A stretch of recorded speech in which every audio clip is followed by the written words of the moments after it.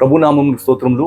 SRK channel వీక్షకులందరికీ నా హృదయపూర్వక వందనాలు చెల్లిస్తున్నాను. ఈరోజు ప్రకటన గ్రంథంలో సార్దీసు సంఘమునకు దేవుడు ఇచ్చిన హెచ్చరికను గురించి తెలుసుకుందాం.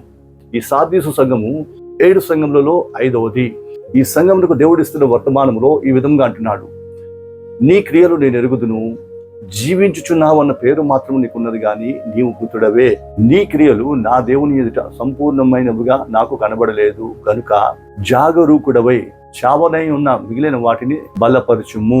నీవు పొందిన ఉపదేశం ప్రకారము జీవించుచు మారు మనసు పొందుము. నీవు జాగరూకుడవై ఉండని ఎడల నేను దొంగవలే వచ్చదను, ఏ గడియను వచ్చదనో నీ వెరుగవు.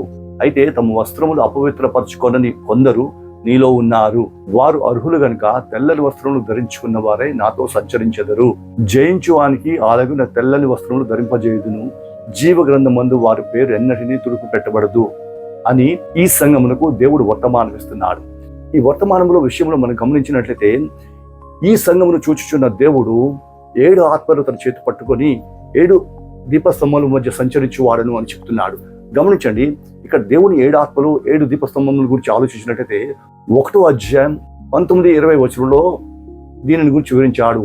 ఆ 7 నక్షత్రములు 7 సంఘముల దూతలు, ఆ 7 దీపస్తంభములు 7 సంఘములు అని చెప్పి ఉన్నాడు. దీనిని బట్టి ఇతడు 7 సంఘముల మధ్య సంచరించుచు ఆయా సంఘముల నుంచి ఆ దూతలు తెచ్చుచున్న వర్తమానమును నిత్యము విడిచుండువాడు.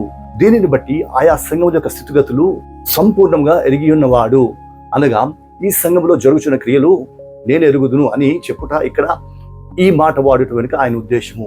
ఇప్పుడు సంఘముని గురించి మాట్లాడుతూ అంటున్నాడు, నీవు జీవించుచున్నావు అనే పేరు మాత్రమే ఉంది కానీ నీవు మృతుడవు. అంటే ఈ సంఘము మృతమైన స్థితిలోని ఉన్నది. మృతమైన స్థితిలో ఉండుట అనగా ఏమి అన్నది మనం ఆలోచించినట్లయితే గమనించండి, గత తుయతైరా కాలంలోనే ఈ సంఘములో దుర్బోధ అనేది ప్రవేశించినది. ఆ కాలములోనే తప్పు బోధలు ఈ సంఘములో ప్రవేశించినవి. యజ్బేలు వంటి బోధ ఈ సంఘములో ప్రవేశించినది. చంచలమైన మనస్తత్వములు ఈ సంఘములో ప్రవేశించినవి. ఈ బోధలు ఈ సంఘములో స్థిరపడినవై సంఘములో స్థానమును ఆక్రమించినవి. ఈ దుర్బోధలు, ఈ అన్య బోధలు అన్నవి సంఘములో ప్రబలిన దానిని బట్టి సంఘము ఈ బోధలతో నింపబడినదై జీవము లేని స్థితిలో జీవించుచున్నది. అంటే ఆనాటి బోధకులు, ఉపదేశకులు అన్నవారు దేవుని వాక్యమును పరలోకమును తమ చేతులలో ఉంచుకొని సర్వజనులు తమను వెంబడించినట్లు పరిస్థితులను తయారు చేశారు. అనగా దేవుని యొక్క వాక్యము వారి వద్దనే ఉండేది. దేవుని యొక్క వాక్యము వారి నోట జనులు వినవలసిందే తప్ప జనులు దేవుని వాక్యమును చూడటకు అవకాశం లేకుండా తయారు చేశారు. ఈ విధంగా దేవుని వాక్యమును, దేవుని రాజ్యమును తమ ఆధీనములో పెట్టుకున్న ఈ ఉపదేశకులు, యాజకులు, నాయకులు అన్నవారు వారే దేవుని ప్రతినిధులుగా ప్రవర్తిస్తూ దేవుని పక్షంగా వారు మాట్లాడేవారు.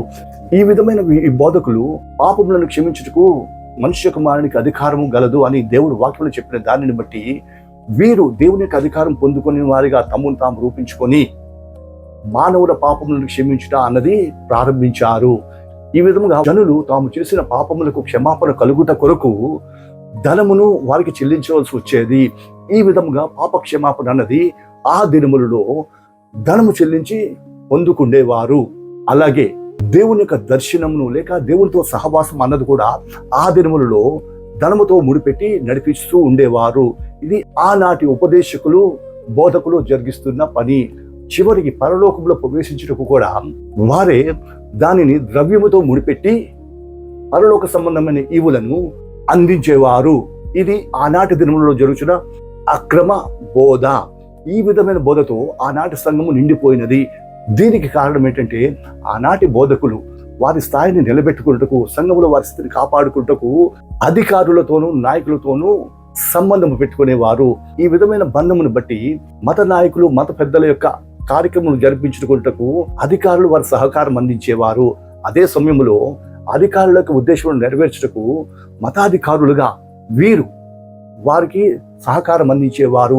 ఈ విధంగా ఆనాటి దినములలో రాజ్య పద్ధతులు, సంఘ పద్ధతులు మమేకమై ఒకదానితో ఒకటి మిళితమైపోయినది.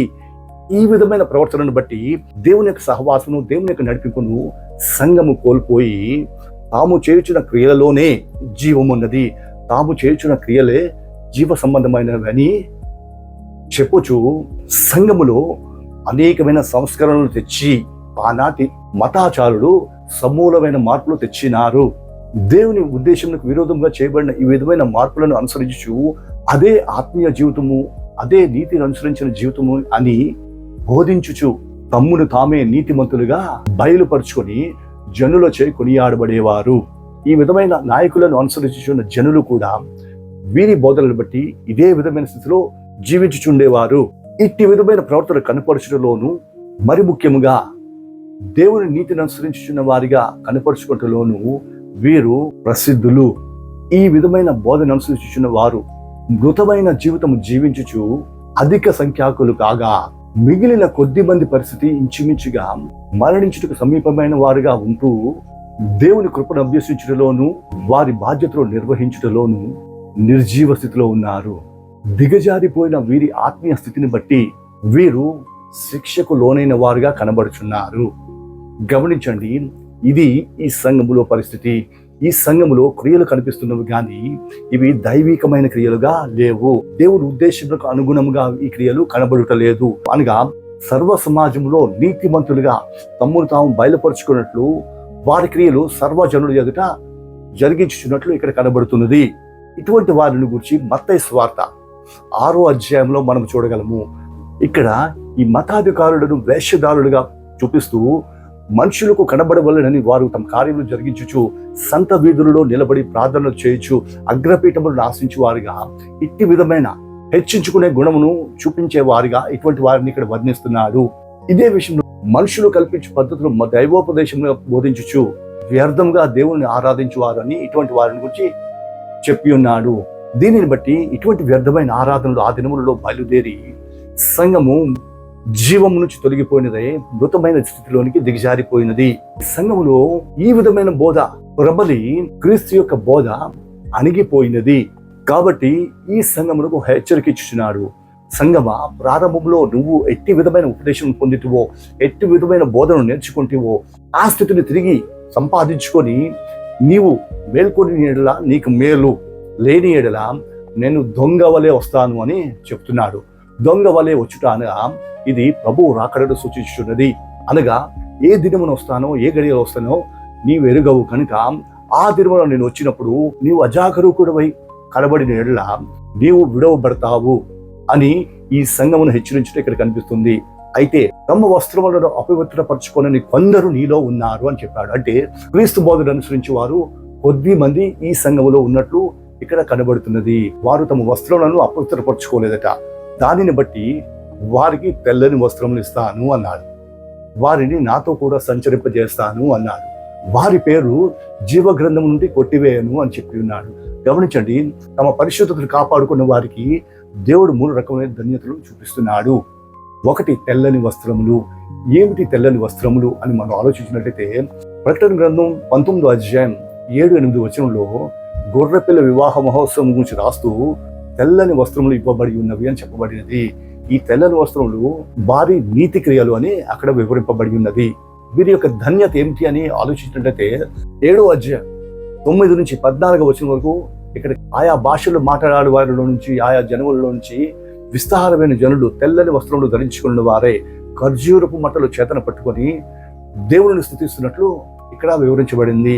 దూత వీరు మహాశ్రమల నుంచి వచ్చిన వారు, గొర్రెపిల్ల రక్తంలో తమ వస్త్రములను ఉదుకుని వారు అని చెప్పి ఉన్నాడు. అనగా ఈ తెల్లని వస్త్రములు ధరించుకున్న వారు లోకంలో కలుగుచిన శ్రమలను దాటి వచ్చిన వారు.